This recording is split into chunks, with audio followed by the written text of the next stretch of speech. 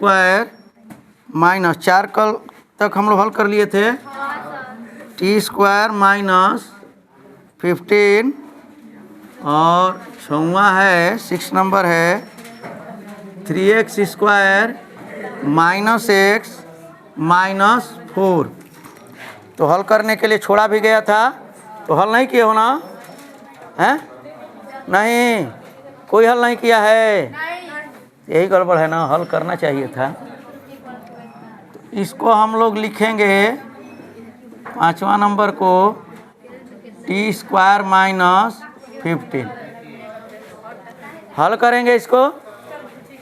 तो ये क्या होगा, T square is equal to 15 लिख सकते हैं, नहीं पहले लिखेंगे इसको T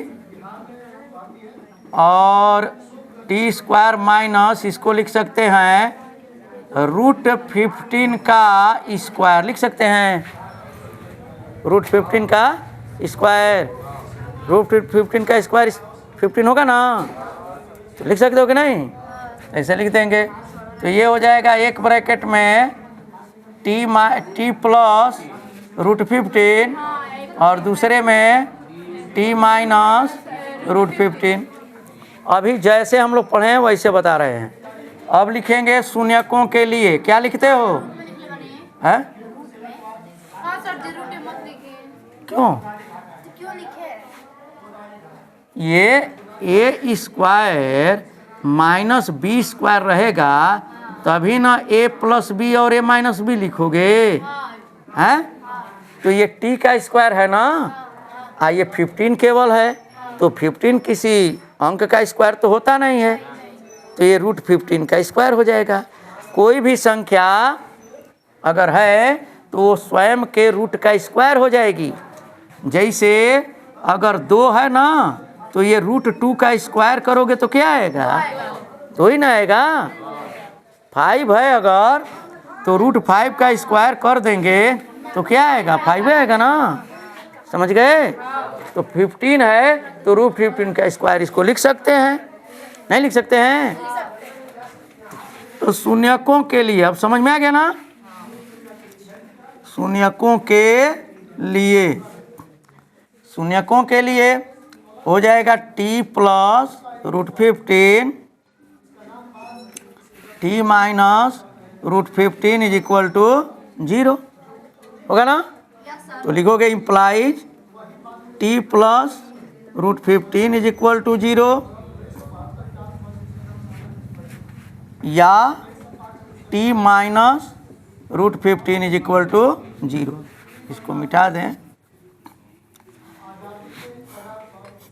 implies T is equal to minus root 15 या T is equal to root 15। तो शून्यक बहुपद के शून्यक क्या क्या हो गए? बहुपद के शून्यक बराबर क्या क्या हो गए? माइनस रूट 15 और रूट 15, यही ना हो गए। अब क्या करना है? शून्यकों और गुणांकों के बीच के संबंध की सत्यता की जांच। तो लिखोगे कि शून्यकों और गुणांकों के बीच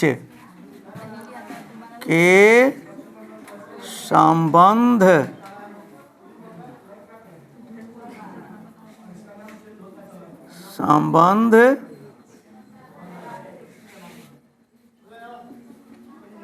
की सत्यता की जांच।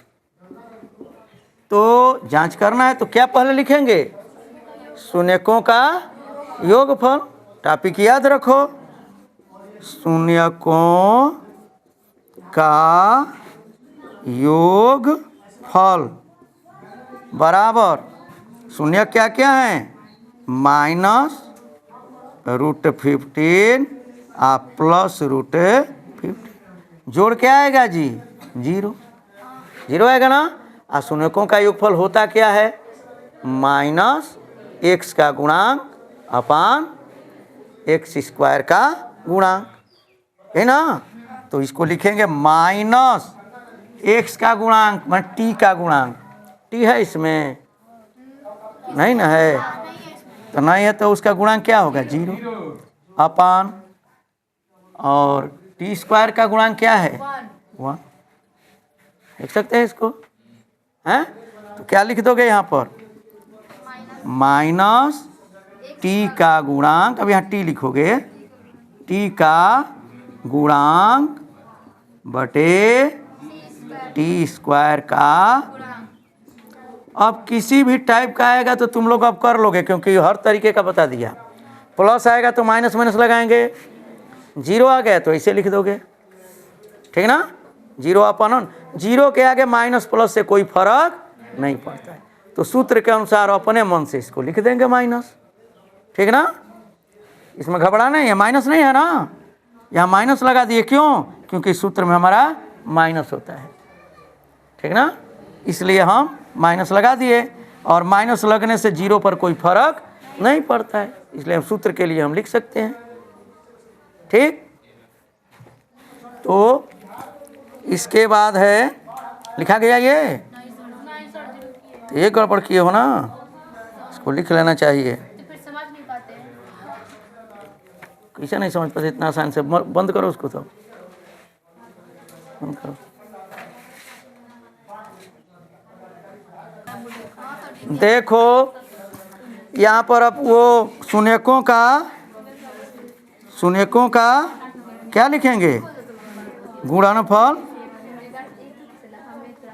तो गुणनफल माइनस √15 इंटू √15 क्या हो जाएगा ये? -15। अब चलिए इसको लिख सकते हो -15/1 लिखा जा सकता है ना। अब चेक करिए, यहाँ पर -15 क्या है? अचर पद है, तो अचर पद क्या लिख देंगे?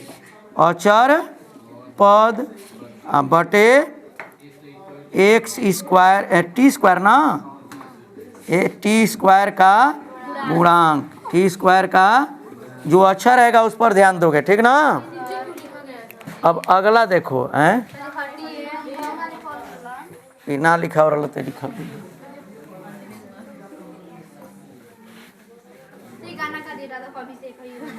हैं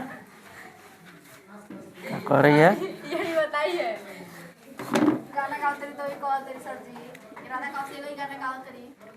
अकेला ही तो संगे हो जा। ये है 6 नंबर, 3x स्क्वायर -x -4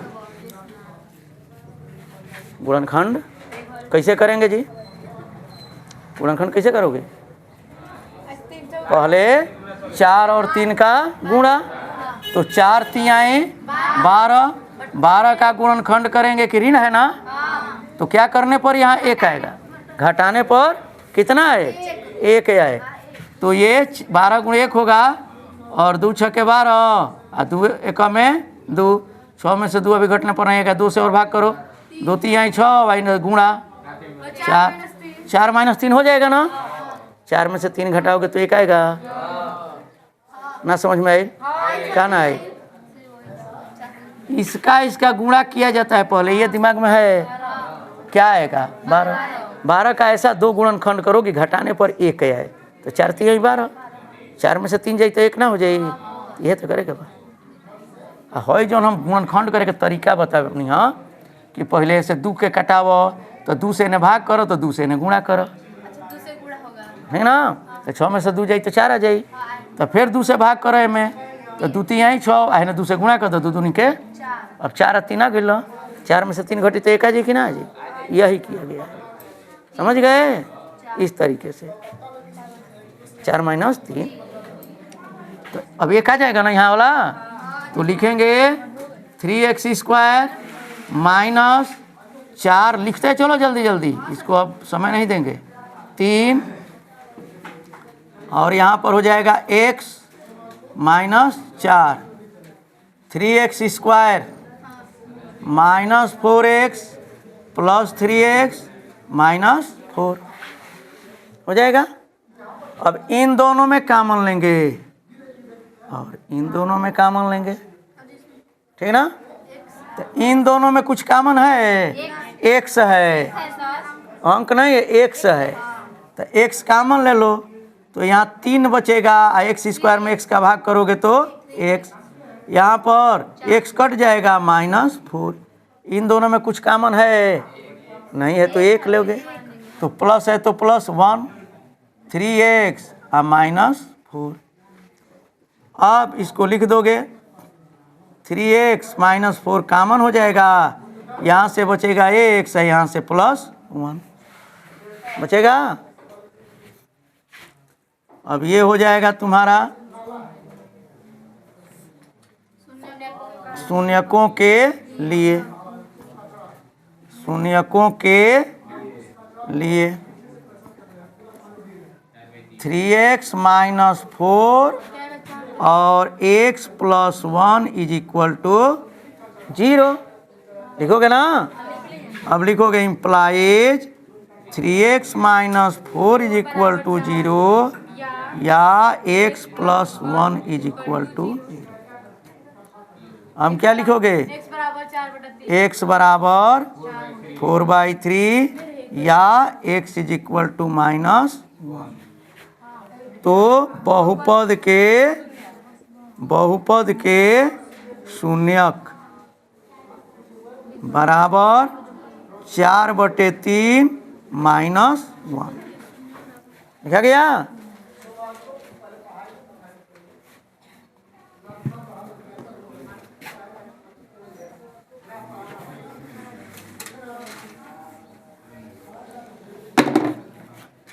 ये लाइन अब लिखेंगे शून्यकों और गुणांकों के बीच संबंध की सत्यता की जांच।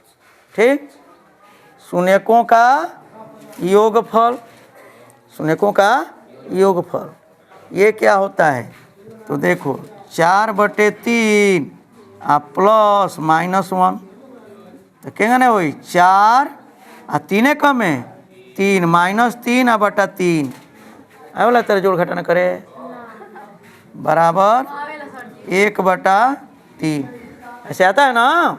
यहाँ पूर्णांक है तो इस हर से इसमें क्या करते हैं, गुणा। ऊपर वाला वैसे ही लिख दोगे, 3 कम है 3 प्लस माइनस के गुणा माइनस, तो इसलिए माइनस लिख दिया गया। 3 कम है 3/3, 4 में से 3 जाएगा 1/3।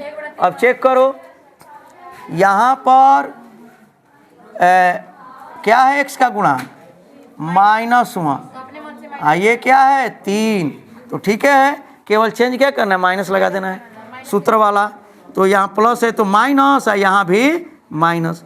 अब ये इसमें कोई अंतर है अब हैं, अब क्या लिख दोगे, हाँ x माइनस जरूर लिखिए लो ना तो गलती हो जाएगी, -x का गुणांक बटे x² का गुणांक। इसके बाद शून्यकों का गुणनफल 4/3 गुणे -1 बराबर -4/3। अब देखो अचर पद है -4, 3x² का गुणांक है ना, तो लिख दोगे ना क्या, अचर पद बटे x² का गुणांक, सत्यापित हो गया। ठीक, तो इस तरीके से इसको सत्यापित कर दिए। अब हम लोग द्विघात बहुपद ज्ञात करेंगे। शून्यकों का योग और गुणनफल क्रमशः दिया हुआ है, शून्यकों का योग और गुणनफल दिया हुआ है, तो हम द्विघात समीकरण ज्ञात करेंगे। ठीक ना।